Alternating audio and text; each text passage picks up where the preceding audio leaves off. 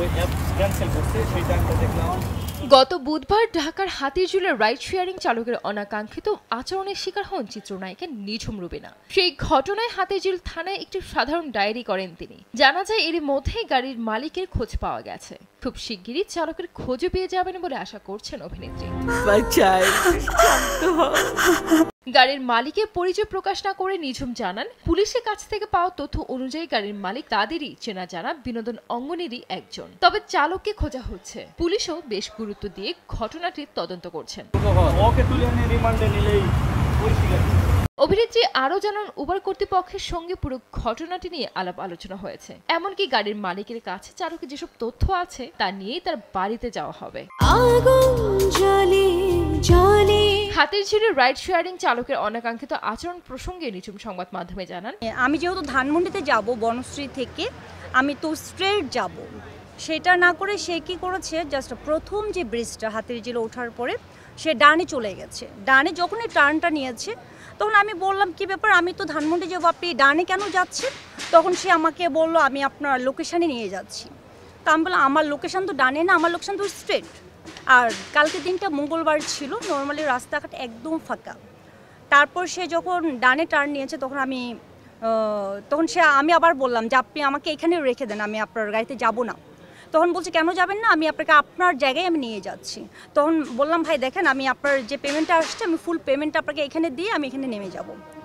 তখন সে কি করেছে, তখন সে যখন দাঁড়াচ্ছিল না তখন আমি বললাম, আমি কিন্তু শাউট করবো, আপনি যদি এখানে না দাঁড়ান তাহলে আমি কিন্তু শাউট করবো। তখন সে কি বোঝায়, চুপ, কোনো কথা বলবি না। সে আমাকে অনেক জোরে একটা থ্রেট দিয়েছে।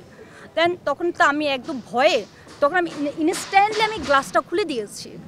আমার জাস্ট আমি তখন একটু চেপে সামনে এসে ঝুঁকে আমি বামে চেপে জাস্ট গ্লাসটা খুলে দিয়েছি। খুলে দেওয়ার পর আমি খুব চিৎকার চেঁচামেচি করছিলাম যে হচ্ছে কি, আমাকে বাঁচান, আমাকে ধরে নিয়ে যাচ্ছে, আমাকে নিয়ে চলে যাচ্ছে, আপনারা কে আছেন, আমাকে বাঁচান। আমি অনেক চিৎকার চেঁচামেচি করার পর মানে নিরিবিলি হলো, কিছু গাড়ি আসা যাওয়া করছিল, কিছু লোকও হাতিরঝিল তো কিছু লোকও হাঁটাচলা করছিল। বাট আমি অবাক হলাম যে একটা মানুষের কোনো রেসপন্স আমি পাইনি। দেন হচ্ছে সে যখন ইনস্ট্যান্টে সে গাড়ির স্পিডটা আরও অনেক হাই করে ফেলেছে, কারণ হাতিরঝিলে নর্মালি যখন গাড়িটা 80 থেকে 100-তে যায় তখন কিন্তু এটা অনেক হাই, নর্মালি ঢাকা সিটিতে অনেক হাই স্পিডে যখন যাচ্ছিল তখন আমি আরও আমার কাছে তখন এমন হচ্ছিল যে সে যদি যে কোনো সময় স্প্রে করে ফেলে ওর কিছু একটা সে আমার মুখে ছিটে, তখন মুহূর্তের মধ্যে আমি হয়তো সেন্সলেস হয়ে যাব। তো তারপর লাইফ আমি জানি না কি হতো। তখন আমি কি করেছি, আমি ইনস্ট্যান্টলি সে যখন খুলছিল না সে তখন আমাকে থাপা দেওয়ার ট্রাই করেছিল। দেন আমার হাতে গলায় আমি কি করেছি, আমি ধাম করে ডোরটা খুলে নিয়েছি। ডোরটা খুলে আমি পুরো ইয়ে করে ফেলছি, আর জোরে আমি চিৎকার চেঁচামেচি করছি, কে আছেন, আমাকে বাঁচান, আমাকে বাঁচান, আমাকে নিয়ে চলে যাচ্ছে। তারপর সে কী করেছে, তারপর সে তখন দেখলো যে সে আমাকে হয়তো সে একটা হুমকির মুখে চলে যাচ্ছিলো, যে তার জন্য একটু রিস্ক মনে হয়েছিল যেহেতু আমি অনেক জোরে শাউট করছি।